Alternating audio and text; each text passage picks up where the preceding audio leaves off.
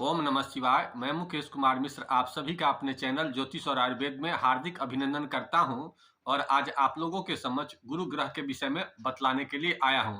गुरु ग्रह का क्या संकेत होता है, गुरु ग्रह का वैज्ञानिक विश्लेषण क्या होना चाहिए और गुरु ग्रह जन्म कुंडली में किन स्थानों पर अच्छे रिजल्ट देते हैं, गुरु की कितनी दृष्टियां होती है और गुरु ग्रह का साधारण उपचार क्या होना चाहिए, इन सब विषयों की चर्चा आज के एपिसोड में करेंगे। तो सर्वप्रथम यह बात करते हैं कि गुरु ग्रह सामान्य आदमी के मन में इसके विषय में क्या धारणा है।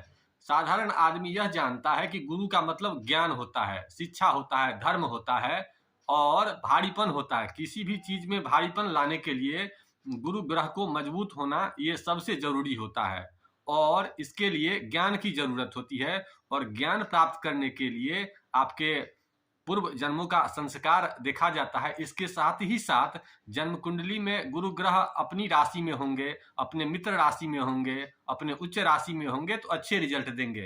तो जब भी जन्म कुंडली में गुरु अपने स्वराशि धनु राशि और मीन राशि में होंगे तो उससे अच्छा माना जाएगा। इसके अलावा अपने मित्र राशि मंगल की राशियां मेष राशि और वृश्चिक राशि में होंगे तो भी अच्छे मानेंगे। इसके अलावा सूर्य की राशि सिंह में होंगे तो भी अच्छे माने जाएंगे। इसके अलावा अगर चंद्रमा की राशि में होंगे, चंद्रमा की राशि कर्क होती है और कर्क में गुरु उच्च के होते हैं तो इसका सबसे अच्छा रिजल्ट होगा।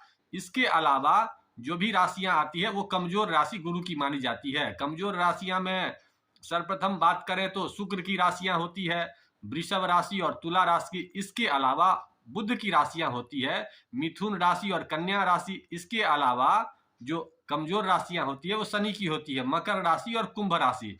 इन राशियों में शनि को कमजोर ही माना गया है।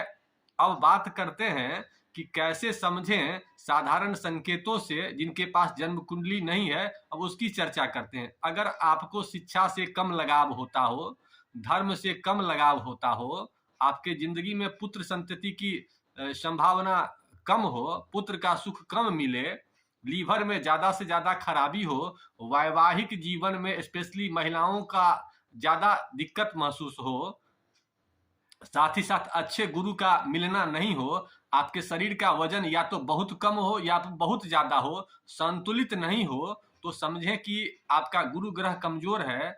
बचपन से दादा का सुख कम मिले, अहंकार शरीर में ज्यादा हो, ब्राह्मणों को देखने से चिड़चिड़ापन हो, कोई साधु धर्मात्मा आपके यहाँ उठ के चला जाए, तो ऐसी कंडीशन में हम लोग समझेंगे कि आपके जन्म कुंडली में या आपके हस्तरेखा में या आपके शारीरिक संकेतों में गुरु ग्रह कमजोर है। अब बात करते हैं कि इसकी उपाय कैसे करें। तो सर्वप्रथम उपायों पर चर्चा करने से पहले आप लोगों से एक निवेदन है कि हमारे चैनल को आपने सब्सक्राइब नहीं किया है और अपने मित्रों को आमंत्रित नहीं किया है तो कर दीजिए, क्योंकि धर्म का प्रचार, धर्म का ज्ञान लेने से गुरु अच्छा होता है। तो ये चूंकि धार्मिक चैनल है, धर्म से संबंध रखता है, अतः सबसे पहले आप लोग इस पुण्य को कमाने के लिए अपने स्वयं सब्सक्राइब कर लें और अपने मित्रों को इस चैनल पर आमंत्रित करें। इससे गुरु तुरंत ही अच्छा रिजल्ट देगा। इसके अलावा अपने भोजन में कुछ ऐसे सामानों का प्रयोग करें जिससे गुरु अच्छा होता हो और वैसे सामानों का कुछ प्रयोग कम करें जिससे गुरु कमजोर होता हो। तो सर्वप्रथम हल्दी की मात्रा अपने भोजन में बढ़ाने से गुरु ग्रह अच्छे होते हैं। क्योंकि गुरु का रंग पीला होता है और शरीर में पीला रंग की कमी हो जाती है तो गुरु ग्रह कमजोर होते हैं। तो ऐसी कंडीशन में आप हल्दी की मात्रा कुछ ज्यादा करके लिया कीजिए। इसके अलावा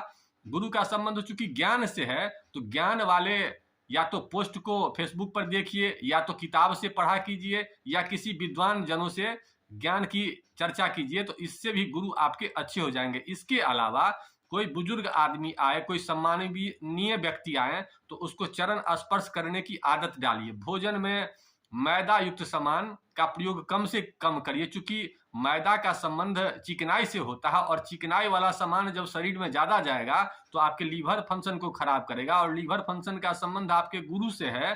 अतः चिकनाई वाले सामान का प्रयोग कम करिए। इसके बदले में आप पपीता का प्रयोग, अनार का प्रयोग, मूली का प्रयोग, गन्ना का प्रयोग ज्यादा मात्रा में करें और सीजन के हिसाब से करें तो आपके शरीर में जो गुरु ग्रह होंगे वो अच्छे होने लगेंगे। इसके अलावा आप गुरु ग्रह को मजबूत करने के लिए कुछ मंत्रों का भी जाप कर सकते हैं। गुरु के मंत्र होते हैं ओम ब्रिंग बृहस्पतये नमः स्वाहा। ऐसा करने से गुरु ग्रह अच्छे होते हैं। इसके अलावा भी एक मंत्र होता है जिससे गुरु ग्रह के साथ साथ पितृ दोष भी खत्म होते हैं। वो मंत्र है ओम ग्रांग ग्रिंग ग्रोंग सह गुरुवे नमः स्वाहा। ये गुरु का मंत्र है। इसके अलावा गुरु को मजबूत करने के लिए भारंगी नाम का एक पौधा होता है, उसकी जड़ को अगर धारण करते हैं तभी आपका गुरु अच्छा होता है। इसके अलावा भी आप उपाय कर सकते हैं। अगर देसी गाय मिले तो उसके सानिध्य में कुछ देर बैठने से भी गुरु अच्छा होता है। साथ ही साथ देसी गाय को अगर आप कोई पीला वस्तु खिलाने का प्रयास करते हैं, जैसे कि केला खिला दिए या हल्दी डाल करके कुछ खिला दिए, तो ऐसे कंडीशन में आपका गुरु ग्रह अच्छा होता है। इसके साथ ही साथ सोना को भी गुरु का अंग बताया गया है। अतः तर्जनी उंगली में जो पहली उंगली अंगूठा के बाद वाली होती है उसे तर्जनी उंगली कहते हैं। और तर्जनी उंगली में गुरुवार को सोने का कोई अगर सामान धारण करते हैं तो इससे भी गुरु अच्छे होते हैं। इन सब उपायों को अगर आप साधारण रूप से करने लगेंगे तो आप महसूस करेंगे कि आपका गुरु ग्रह अच्छा हो रहा है और आपके जीवन में ज्ञान के संचार में वृद्धि हो रही है। और ज्ञान जब ही होगा तो ज्ञान की दृष्टियां 3 जगहों पर होती है। क्योंकि गुरु की दृष्टियां 3 जगहों पर बताई गई है तो ज्ञान की दृष्टियां भी 3 जगहों पर हुई। तो पंचम घर, सप्तम घर और नवम घर। पंचम ज्ञान का होता है, सप्तम वैवाहिक सुख का होता है और नवम भाग्य का होता है। तो गुरु ग्रह जब ही मजबूत होगा तो आपको संतान का सुख अच्छा होगा, स्पेशली पुरुष संतान। या तो जिस व्यक्ति को संतान है उसका तो सुख मिलेगा ही मिलेगा। अगर जिन व्यक्तियों को संतान में पुरुष नहीं है तो उसको कोई ऐसा व्यक्ति मिलेगा जो पुत्र के जैसा व्यवहार उसके साथ आपका निभेगा और आप उसका सुख पाएंगे। इसके अलावा सप्तम घर वैवाहिक सुख में अगर कोई बाधा आती है, स्पेशली महिला की, तो उस परेशानी को भी गुरु ग्रह के मजबूत होने से होगा। इसके अलावा नवम भाव धर्म का भाग्य होता है, भाग्य का भाव होता है, विदेश यात्रा का भाव होता है। तो अगर इनसे संबंधित चीजों में कमी है तो इनमें भी भाग्य की बढ़ोतरी होगी। और जिन लोगों का गुरु ग्रह अच्छा होता है स्पेशली उनको 16 से 22 वर्ष के बीच में विशेष प्रकार का भाग्योदय होता है। इन्हीं सब को देखते हुए अपने गुरु ग्रह को मजबूत करें। गुरु माने ज्ञान, गुरु मतलब शिक्षा। जब भी शिक्षा से आपका लगाव होगा तो गुरु ग्रह अच्छे हो जाएंगे। और जब आपका अहंकार खत्म हो जाएगा तो समझ जाइए, झुकने की प्रवृत्ति हो जाए, आप किसी भी आदमी से सहज मिलने की प्रवृत्ति हो जाए, तो समझ जाए कि आपका गुरु अच्छा हो गया है। इन्हीं शब्दों के साथ आज के शीर्षक को यहीं समाप्त करते हैं। और आप लोगों से एक बार पुनः निवेदन है कि अपने ज्ञान को जरूर ही प्रचार प्रसार कीजिए और अपने चैनल को भी प्रचार प्रसार करिए, जिससे आपके भाग्योदय भी होंगे और हमारे चैनल का प्रचार प्रसार भी होगा। इन्हीं विषयों के साथ आज के शीर्षक को यहीं समाप्त करते हैं। आप लोगों का बहुत बहुत धन्यवाद। ओम नमः शिवाय।